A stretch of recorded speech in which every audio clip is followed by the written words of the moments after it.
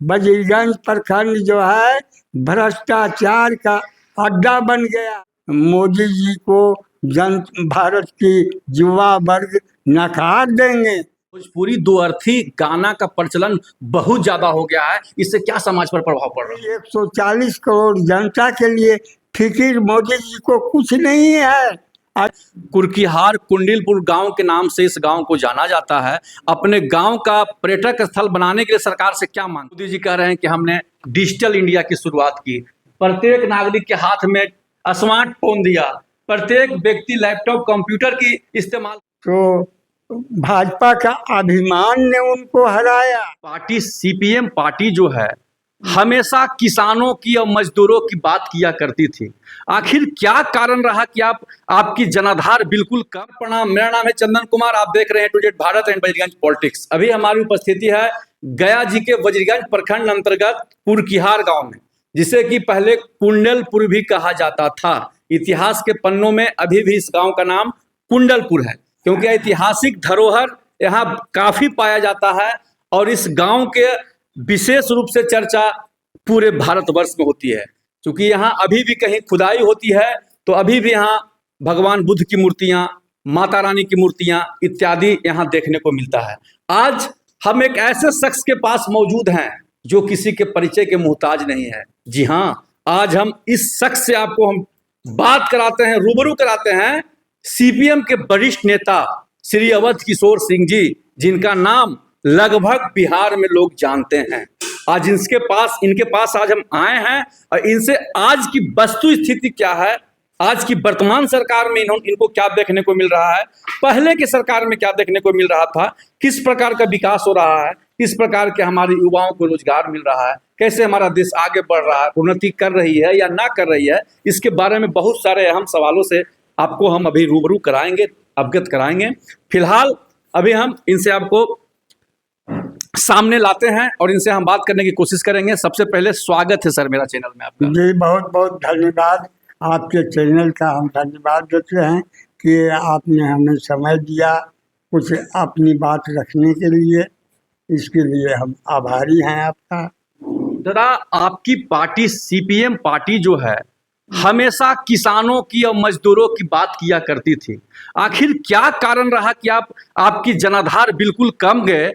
जनाधार कम गया, देखिए सबसे पहले तो है अब आर्थिक युग है, अर्थ हम लोग के साथ था नहीं। हम लोग पैदल उस समय में चलते थे, पैदल दीवार लेखन करते थे। भोजन कहीं मिला तो सही, अगर नहीं मिला तो दिन दिन भर उपवास भी रहते थे।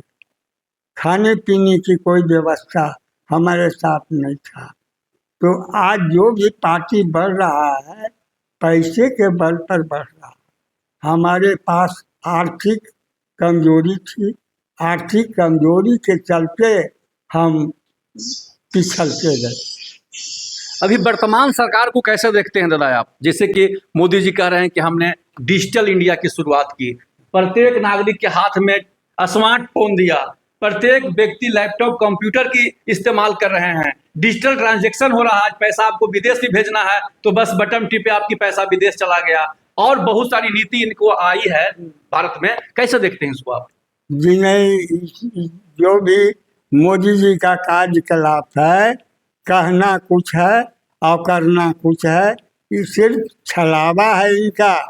कोई भी इनका कार्य सार्थक आज तक और सराहनीय नहीं रहा है। जैसा कि देखे हैं कि इस बार बांकीपुर में उपचुनाव हुआ था, जिसमें देखे कि भाजपा की करारी हार देखने को मिली, क्या कहिएगा इस पे? तो भाजपा का अभिमान ने उनको हराया। आप अभिमान किए थे कि वहाँ से अगर एक कुत्ता बिल्ली को भी टिकट दे देंगे तो वह भी जीत जाएगा।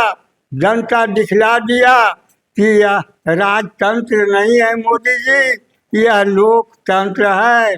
और पुनः पुनर्जीवित उन्हें आपको 2029 में आपको जनता दिखला देगी, हमारे युवा दिखला देंगे कि हमारे पास क्या क्षमता है, क्या ताकत है? उनके पार्टी के नेता कह रहे हैं कि 29 में फिर हम बहुत जोरदार समर्थन के साथ सरकार बनाएंगे। जी नहीं, जोरदार समर्थन कहाँ से आप लाइएगा? युवाओं पर गोली चला करके, हमारी बहन बेटियों को अपमानित करवा करके, आप किस कौन मुद्दे लेकर के सरकार जनता के पास जाइएगा? आपके पास कौन सा मुद्दा है बताइए? मोदी जी कहते हैं कि हमारी देश की जनसंख्या बहुत ज्यादा है और संभव नहीं है कि प्रत्येक व्यक्ति को हम सरकारी रोजगार दे सकते हैं। युवाओं को एक बार पकोड़े तो तलने की बात भी मोदी जी कहे थे। कैसे देखते हैं इसको? जी हाँ, राम राम, शर्म आनी चाहिए। हमारा बाल बच्चा इंजीनियरिंग करके और कहीं जा करके बॉडीगार्ड बना हुआ है। ये शर्म आनी चाहिए मोदी जी। इसके लिए आपको आप शिक्षा को अपमानित कर रहे हैं। इसके लिए जनता आपको माफ नहीं करेगा। लेकिन बोल रहे हैं कि इतने लोगों को रोजगार हम नहीं दे सकते हैं, इस पर क्या कहिएगा? रोजगार नहीं दे सकते हैं? रोजगार तो आपके पास इतना खाली स्थान है जो कि उसको आप भर नहीं रहे हैं। आप प्रखंड में तो हम देखते हैं कि गांव-गांव में एक कर्मचारी पंचायत बेसिस पर रहता था। आज 4 पंचायत 5 पंचायत पर एक कर्मचारी है। आपके पास सब डाटा था। आपने खतियान और डिमांड के विपरीत नेट पर अंचलाधिकारी के आदेशानुसार विपरीत चढ़ाया गया ताकि हम पाछे मलाई खाते रहे उसके नाम पर। आज बजीरगंज प्रखंड जो है भ्रष्टाचार का अड्डा बन गया है। फिर पहुंचते हैं दादा कि जो अभी देख रहे हैं कि जो वर्तमान सरकार है, मोदी की सरकार भारत में चल रही है, तो एयरपोर्ट, स्टेशन इत्यादि को निजीकरण किया जा रहा है, प्राइवेट किया जा रहा है। इसमें आपके क्या विचार है? अगर निजीकरण नहीं चलेंगे तो 500 घराने पूंजीपतियों को उनको आगे बढ़ाना है।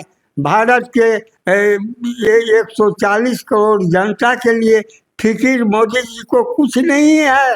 अगर फिक्र रहता तो आज 70 रुपये चीनी नहीं बिकता। इसका क्या कारण? जबकि आप प्रोडक्शन बता रहे हैं कि हमारा इतना प्रोडक्शन गत वर्ष के अनुपात में बढ़ा, फिर कहाँ गायब हो गया आपका प्रोडक्शन? उनका कहना है कि निजीकरण करने के बाद जो होता है पब्लिक को सुविधा ज्यादा मुहैया होता है। जैसे आज बिजली विभाग को निजीकरण किया गया है, प्रत्येक गांव में बहुत अच्छी बिजली मिल रही है, जैसा उनका कहना है। हाँ, पुनः जमींदारी प्रथा को कायम करना चाहते हैं मोदी जी। जमींदारी प्रथा में अंग्रेजों का विकास हुआ था, वही अपने विकास के लिए जमींदारी प्रथा पुनः लाना चाहते हैं। लोकसभा की चुनाव 2029 में पुनः होने वाली है दादा, क्या कहेंगे इस पर? इस बार किनका पलड़ा भारी होगा? लोकसभा चुनाव में अगर मोदी जी को भारत की युवा वर्ग नकार देंगे। युवाओं पर ही भरोसा है। जिस युवाओं ने आज़ादी की लड़ाई में स्कूल कॉलेज छोड़ करके आज़ादी की लड़ाई लड़ा और आज़ादी ले लिया, वही युवा वर्ग स्कूल कॉलेज छोड़ करके उनके चुनाव में विपरीत में खड़े होंगे और उनको करारी हार मिलेगी। आप बिल्कुल धार्मिक गांव से आप संबंध रखते हैं। कुर्कीहार कुंडिलपुर गांव के नाम से इस गांव को जाना जाता है। अपने गांव का पर्यटक स्थल बनाने के लिए सरकार से क्या मांग करते हैं? देखिए, ईसा के 600 वर्ष पहले गौतम बुद्ध ज्ञान प्राप्ति के बाद सबसे प्रथम कुर्कीहार पहुँचे और कुर्कीहार में 2 वर्षों तक कश्यप मुनि के साथ ठहरे और यहीं बुद्ध संहिता ग्रंथ की रचना कश्यप मुनि के सहयोग से किया गया।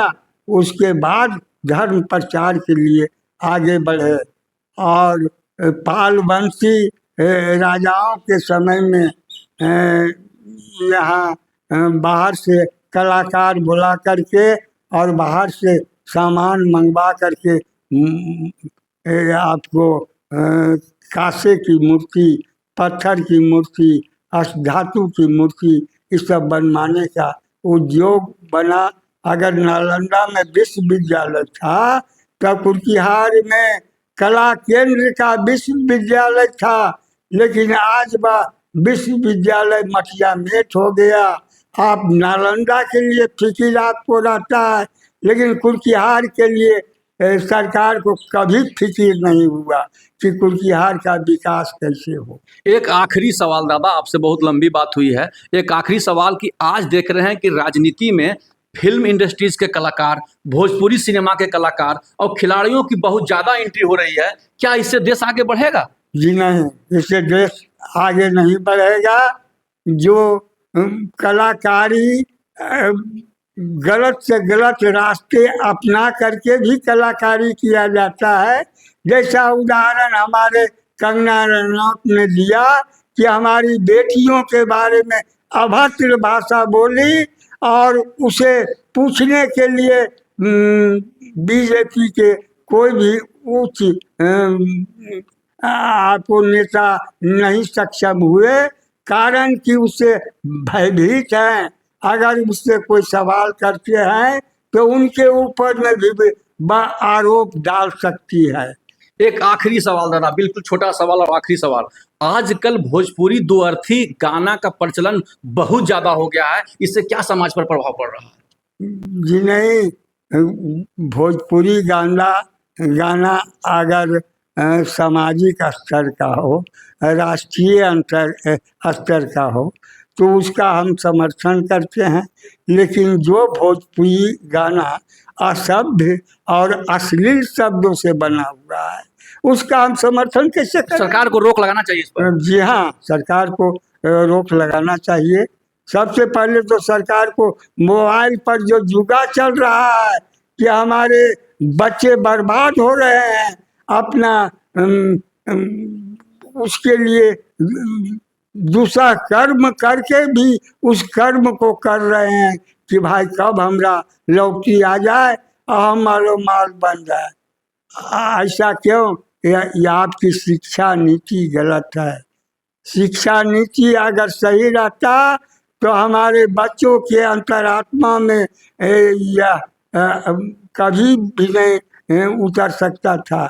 ऐसा हमारा बच्चे नहीं बनते, लेकिन मोदी जी का प्रयास है सिर्फ मालदार लोगों को मालदार बनाना, गरीबों का जितना शोषण हो शोषण करवाना, इसके अलावा और कुछ नहीं।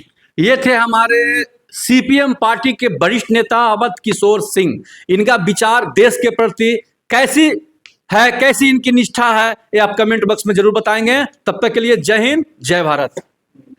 बहुत परेशान